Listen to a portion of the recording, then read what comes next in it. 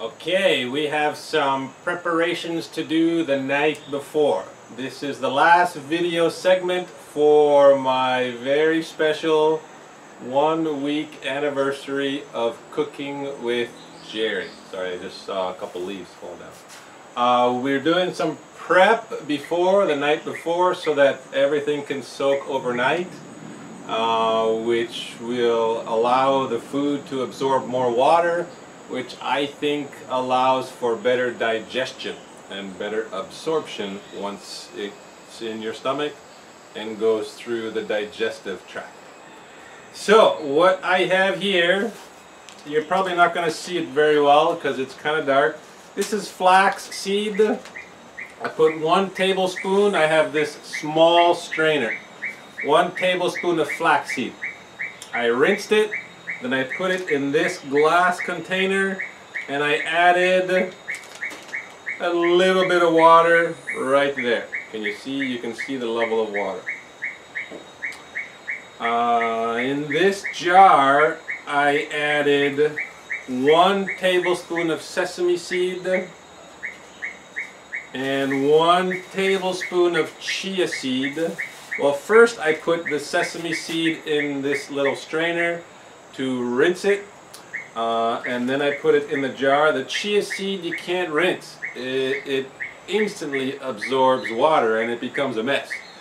So the chia seed went in the jar automatically, and then I filled it with water, and you can see after 5 minutes it's almost completely absorbed. By tomorrow morning the chia will have absorbed all the water as well as the sesame seed. I put these two separate because this one I'm going to cook. It's a very hard shell, the flax seed, and this one is not going to cook. This is going to go in after the fire's been turned off. So I keep them separate. And in here, this Tupperware, I have 2 handfuls of lentils, same 2 handfuls of split pea, and 1 handful of raw peanuts. I put them in the bigger strainer, which is there in the sink. I rinse them under the tap, and then I put them in this container, and I filled it about halfway with water. Okay, so overnight all of these are going to absorb the water. And this step, I have seen people cook lentils without soaking the night before. I think it's possible for sure. It's just going to take a longer cook time, and it might not digest as well. It might be fine. There is difference of opinion with the experts on that one.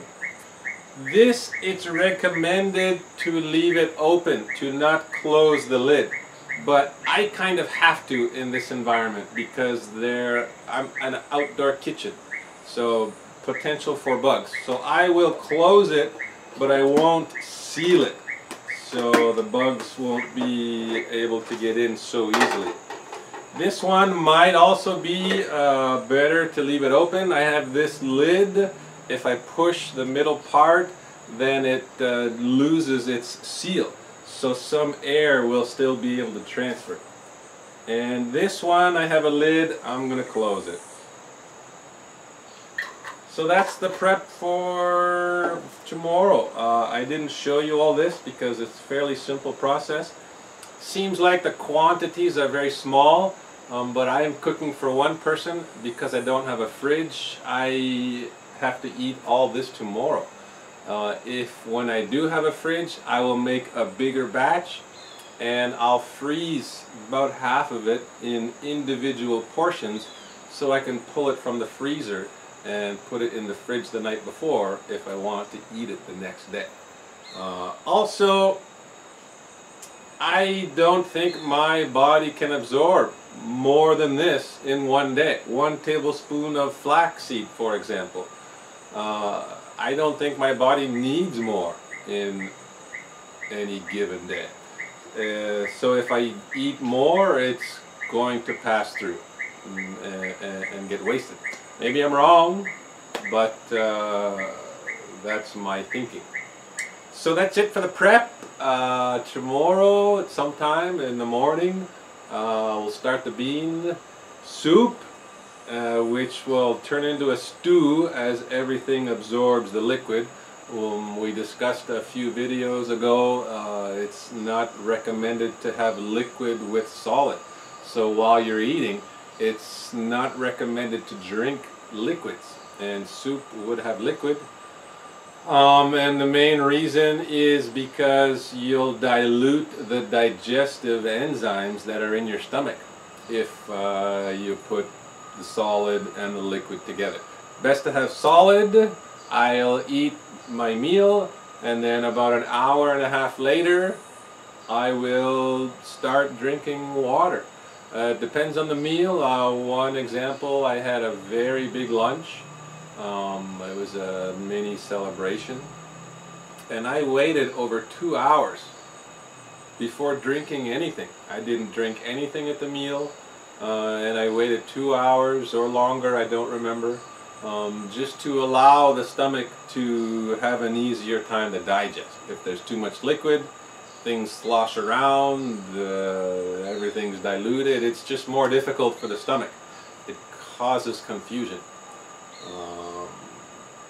So we'll see you, well, I'll be back with the video tomorrow, and we'll have some tasty and healthy bean stew with all these other good ingredients. Alright, part 2 of this video, making these beans and the seeds. Let me show you what I have here. The lentils, split peas, and the peanuts soaked in water. They didn't quite absorb all of the water, but almost. I removed them, put them in the strainer, and rinsed everything with the tap water. And now I'm going to throw this into the boiling water. It's about this high, the water. And I'm going to throw them directly in.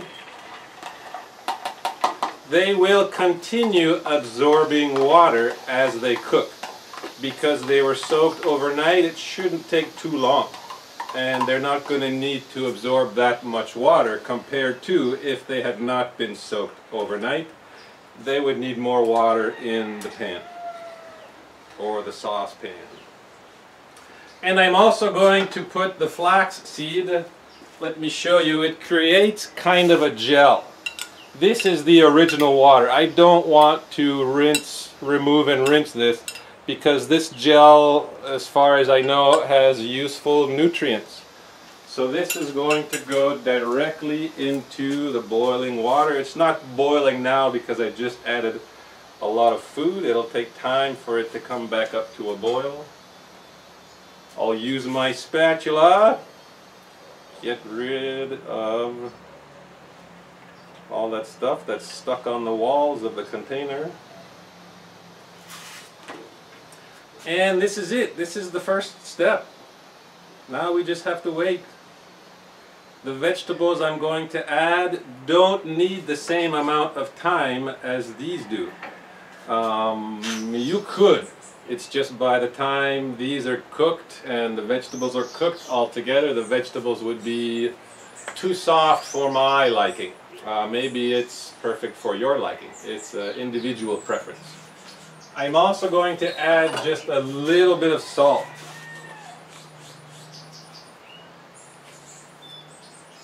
Looks like about half a teaspoon.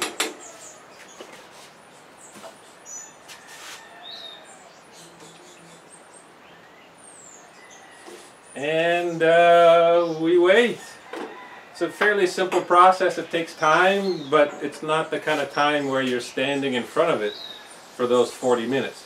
Once it gets to a boil, I'm going to lower the heat, but what I've read is it should be a rolling boil, so I'm going to put the heat low, but still high enough that the boil continues, and that'll be for at least 15 minutes, maybe 20 minutes. I got some good news. Today I am uploading the first 2 videos to my YouTube channel.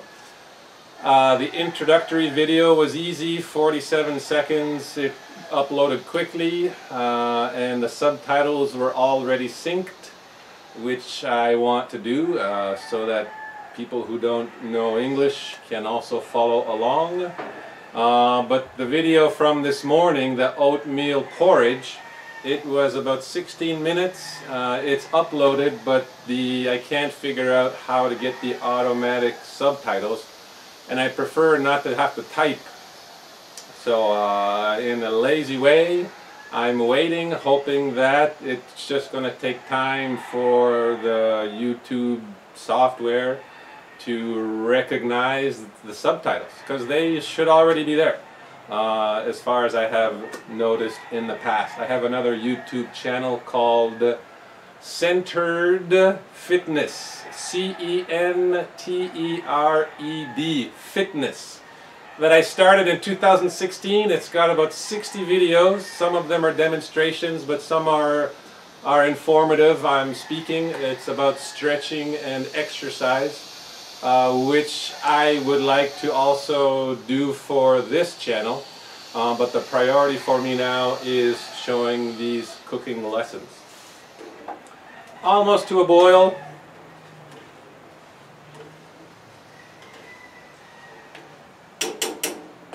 So this video that I'm uploading, it's uploaded, it might be the first one you watch, which would be fun.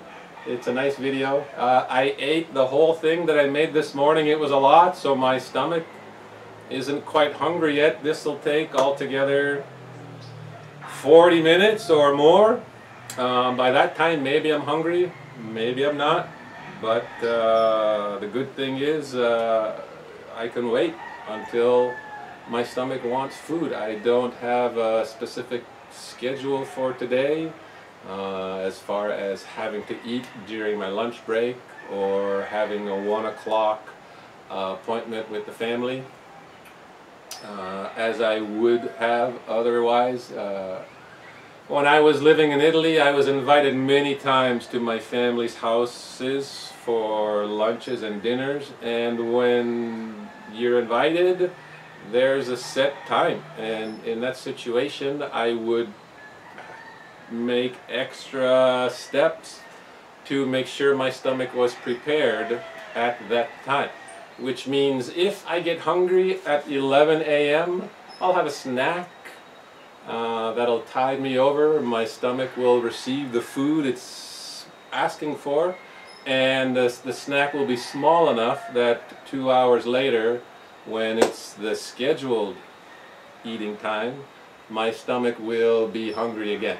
So it's kind of a game you have to play if you want to provide the best conditions for eating and for digesting.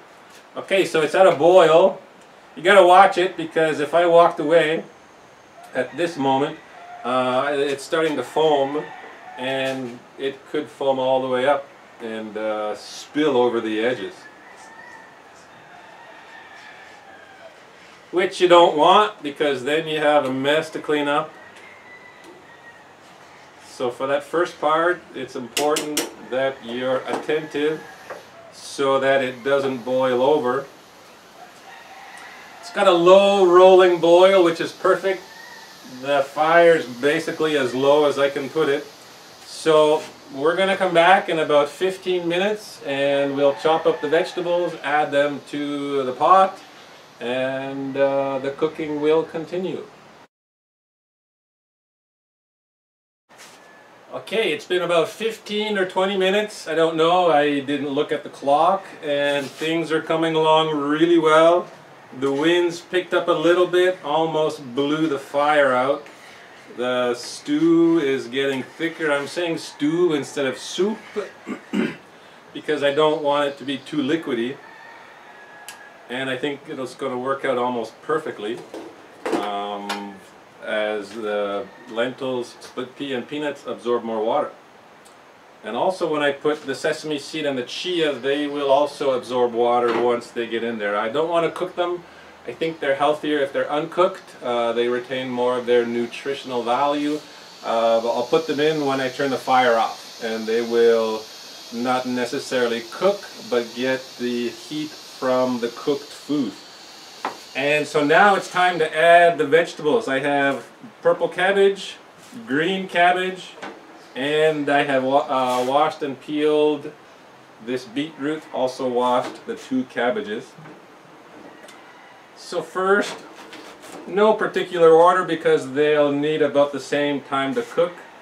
Here I'll show you, if you haven't seen yet, I'll cut that quarter wedge, and a lot of this stuff is still good. I'll cut until it gets to the woody part, which I'm not going to eat. I'll cut them in fairly small pieces so it's easy to get onto the spoon. I almost always eat with a spoon. It's just easier than a fork. And I'll do the same with the second quarter.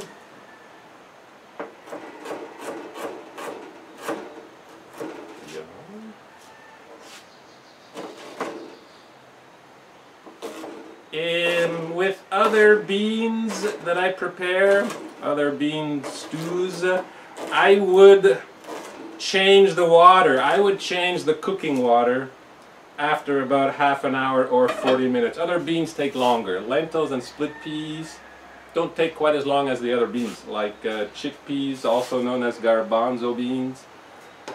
As an example, I would change the water after those 30 or 40 minutes. Don't spill!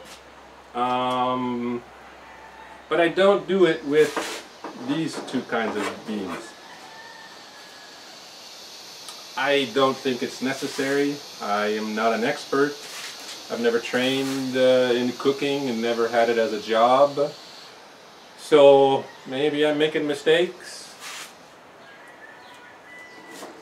which is part of the process. With life, you make mistakes. You learn from your mistakes.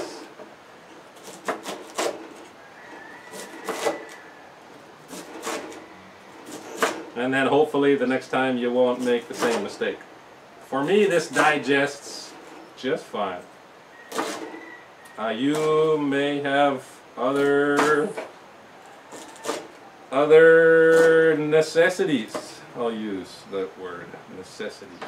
Maybe for you, you need to change the water because you can't digest it properly. Everybody is different. And it's important to learn what's best for your body. So there's the 2 cabbages. I'll turn up the heat so that it comes back to a boil, and then I'll turn it back down to low. So you're going to get a really nice color now, with the purple from the cabbage and the red from this beetroot. It's boiling already.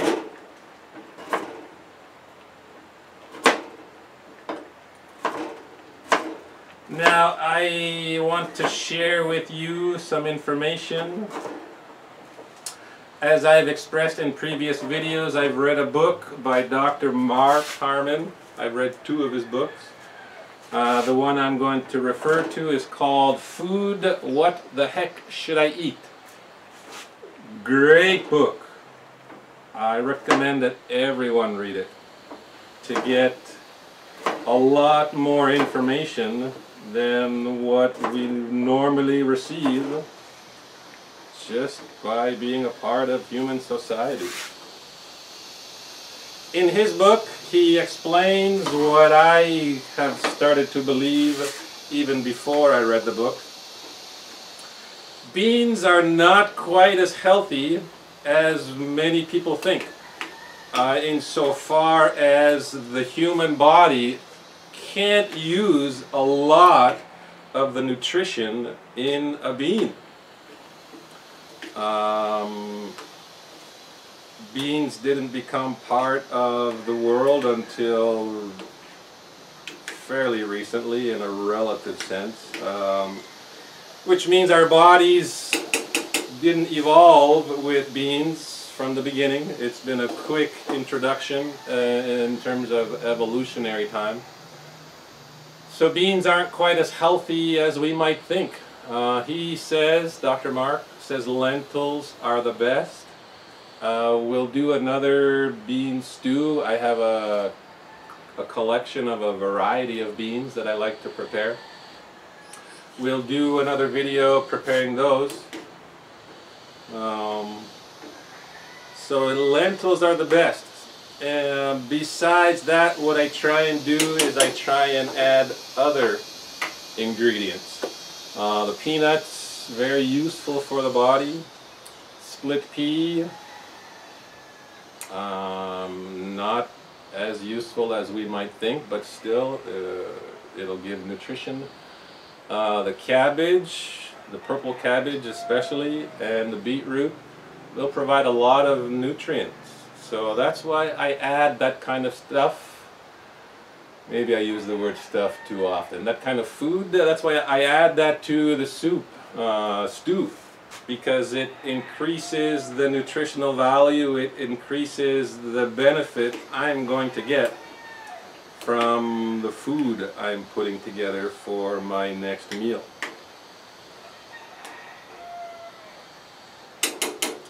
So everything's together, and from this point it's the waiting game again.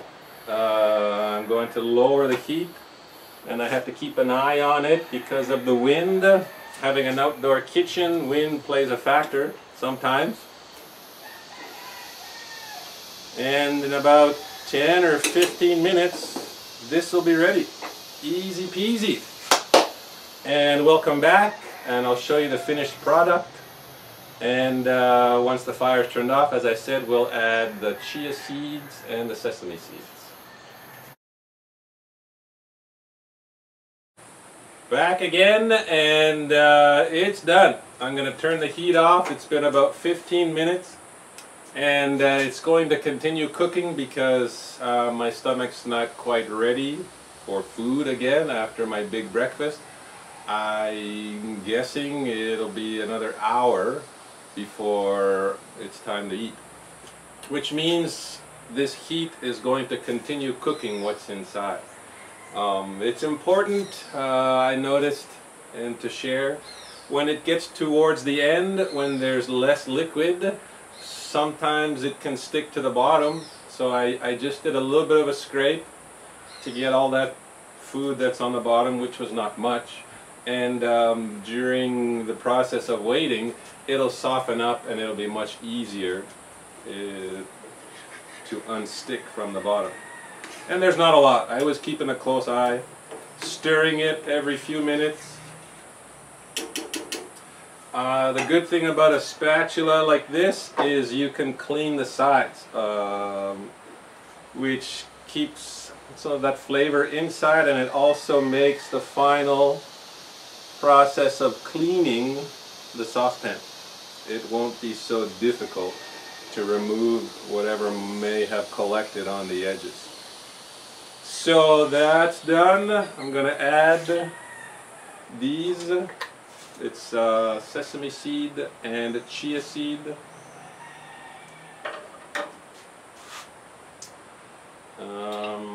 And I also want to express the reason why I don't want soup is, I've mentioned this at least once, is it's better, can you hear me above the clanking of the jar? I'll stop the clanking. It's better for digestion if you're not mixing liquids and solids.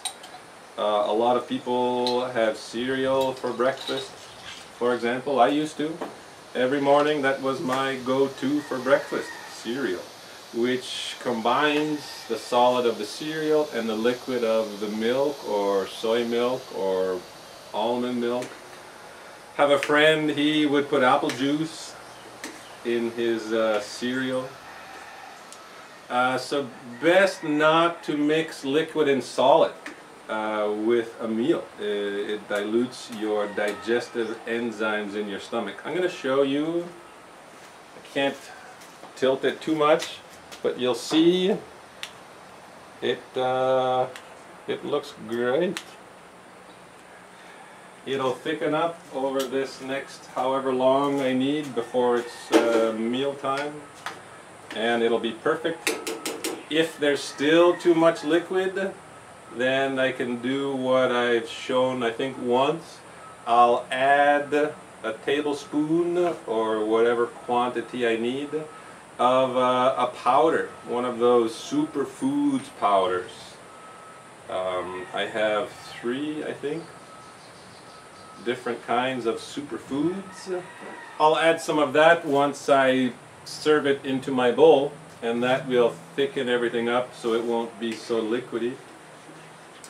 But this, I think, will be perfect in the time it takes before mealtime. It'll thicken up perfectly. A lot of times I'll add a grain, like a rice or a whole grain wheat, brown rice, I'll specify. I can't find any other kinds of rice here, just white rice, which is plentiful. This culture eats a lot of white rice. I can't find any other rice. I have whole grain wheat. I have amaranth, and I have quinoa as far as the grains. I also have oat flakes, but I wouldn't put an oat flake in this mixture. Plus I had oat flakes this morning as a combination porridge with lots of other proteins and fats to balance out the sugar level that I would otherwise get from just eating oatmeal porridge. I want to also express, I chose 3 vegetables because that's what I have. I have a carrot as well, but I didn't want to add the carrot. Carrots give a different flavor for me, and I noticed recently that I like it better without the carrot in something like this. But celery is something I normally use. I just don't have any right now. Many people like onion, many people like garlic. Tomato you could add. Pumpkin, or a squash, you could add towards the end of it, depending on how well you like it, its consistency. So the ingredients are very flexible. This is what I've chosen for today, and you'll choose different ingredients depending on what you have and what you feel like having. I also want to say the reason why this morning's video was the first upload and not the previous ones is because this was the first one I was able to do in one video segment. All the other ones, there's multiple segments that I need to put together, and at the moment I don't have the correct software. I'll go to the city next week and buy the software and then start that process of splicing those videos together. This one so far has 4 segments, including last night. And I'm going to add some more to this video because I want to show you other ways to prepare this preparation. For example, you can make a pancake with this bean stew. Not your traditional pancake. I use the term pancake because it's going to be in a frying pan. So that's going to be your next segment. You'll see, and sometimes I'll also use a few tablespoons and add it to other veggies, like spinach is almost daily for me. Sometimes you can turn it into a scrambled egg. Just add eggs into a frying pan and then add this. And there was one more thing I wanted to say.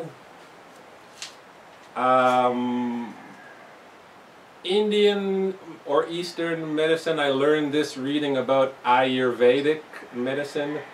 It's recommended to not put cold food or cold drink inside your body. For example, ice cream, very common.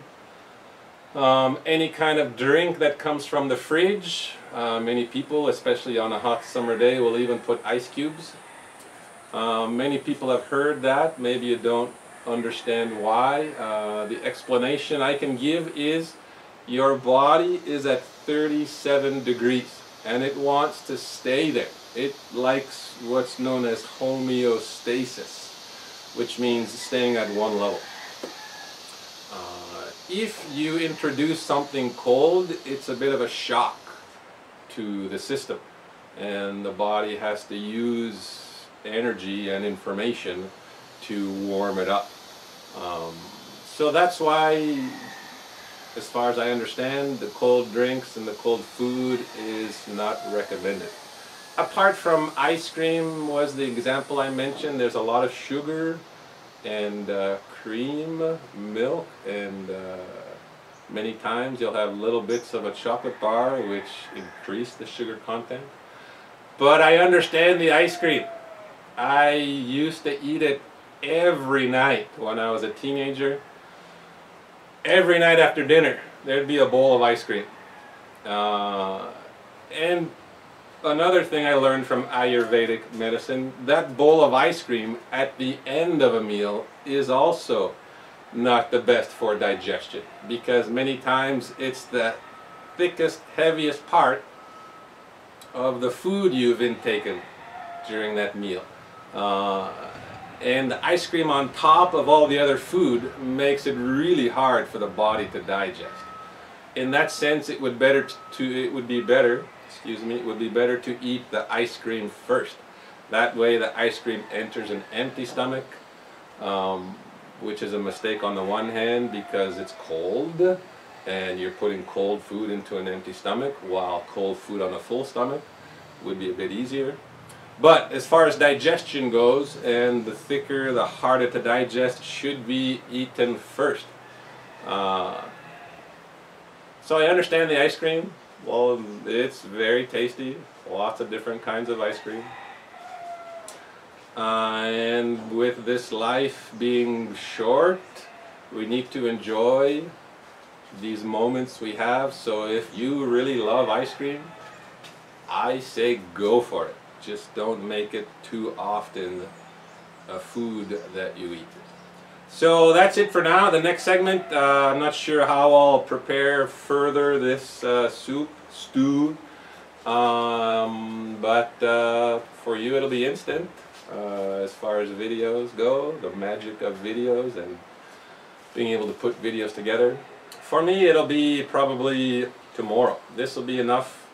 This will be great for my lunch, maybe also for my dinner as is, or I'll add stuff. I'm gonna go to the store right now or fairly soon and see what they have for veggies for future meals, and we'll come back together and see what happens.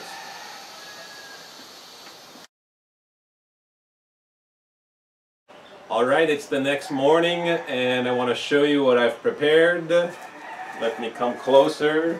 I call it a pancake because it's round. Well, it's cut up into slices, and I use this frying pan, but it's not your traditional pancake. I put 3 tablespoons of a mixture of quinoa and amaranth flour. It's called, but it's not flour, it's more like the powder. I put 1 tablespoon of oat flakes and 1 tablespoon of maca root flour or powder, as well as 1 tablespoon of what's called 7 seeds flour, which is another powder, a combination of seeds that have been ground so fine that they call it a flour. I put that in a small container with a little bit of water, because I think it's better for absorption in the body if it's allowed to soak in water for at least 10 minutes. In this morning it was about an hour that these powders were able to absorb, and the oat flakes with the water. And then I added 2 farm fresh eggs, mixed everything together, and I added 2 heaping teaspoons of the leftover bean stew. I still have a little bit left for one more meal. And then in the frying pan I put 1 tablespoon of coconut oil, virgin coconut oil, as well as just a little bit of sunflower seed oil. and I allowed it to cook similar as a pancake would cook. Difference is it's a bit more delicate than a pancake batter because there's no flour. So I made sure it cooked most of the way through on that first side before flipping it. It's kind of like flipping an omelet, which is a bit more delicate than flipping a pancake. And it's ready for breakfast. So that'll be what I eat in a few minutes. Yesterday, as I said in the earlier segment, not the first segment, I added spinach.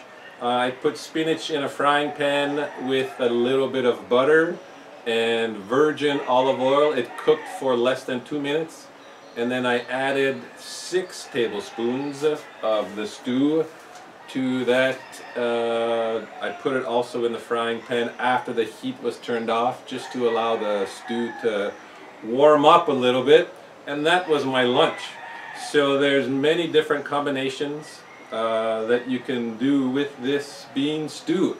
Another idea, instead of doing the pancake version, you can put it in the oven and make a bread. A great idea, instead of having your regular side dish of whatever it might be, mashed potatoes, French fries, rice, you can have that bread instead. And you can also, if you make a big enough batch, you can freeze some. Good idea to slice it. First of all, cut it into squares, and then each square, if you slice it down the center so that it opens up, I'll say like a sandwich, and then you freeze it, it's much more convenient to use, and you don't even have to wait for it to thaw. You can put it directly from the freezer into your toaster or toaster oven. If you want to do sometimes what I do, I'll put a little bit of butter in a frying pan and lightly heat it up that way. Another healthier option for your meals.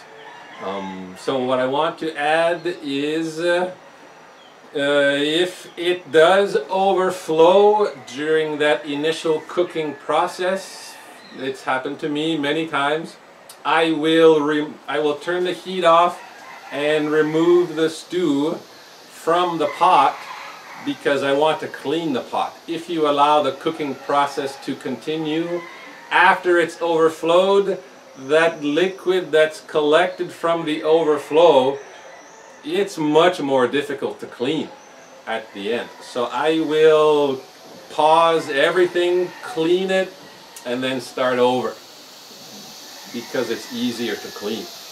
Maybe you have another suitable sized saucepan, transfer it into that one to be able to continue the cooking, and then clean the one that has the overflow. Just a suggestion. To follow up with what I mentioned in an earlier segment, thankfully the YouTube software, thank you YouTube, was able to recognize the subtitles and synced everything together. There's still some correcting to do depending on how well the software recognizes the words I'm saying, but much less than if I were to have to write every single word that I had spoken. So thank you YouTube. Another thing, the last thing is, it's probably not recommended to have bean stew for every meal for a day, every meal, but because I'm doing the separate combinations, I'm getting different kinds of nutrients, and because I don't have much choice in this present situation, I don't have a fridge or a freezer, so what I make has to be consumed in about 24 hours. This will be my next one. I'll probably add it to this avocado. I'll slice this avocado and add it to my lunch. And that's it for this video. I think so far the longest video we've made, but lots of good information. I'm going to enjoy this breakfast. I have a little bit left over I might be able to get to during this meal. If you have 2 people, you can have half each, and then add something like avocado slices or whatever you think is the best choice for you at that specific meal. Thanks for watching this episode of Bean Stew and the other possible alternatives using the bean stew. I hope you've learned something useful to help you make better food choices in the future.